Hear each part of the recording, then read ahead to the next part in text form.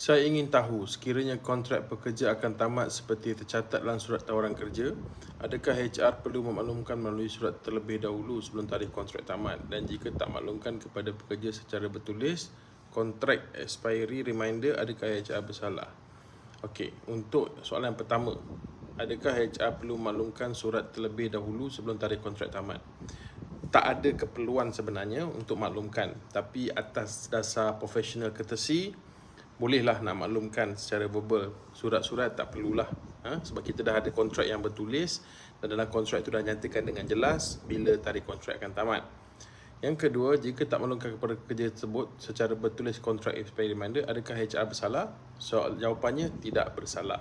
Jadi you just boleh bagi tahu kat dia sebagai professional courtesy bahawa kontrak dia dah tak disambung dan dia pun tak perlu kerja lagi selepas habis tamat tarikh kontrak, dan you tak perlu rasa bersalah kalau tak bagi surat kepada dia, sebab dah ada tulis dalam kontrak tarikh yang dia sepatutnya habis kontrak.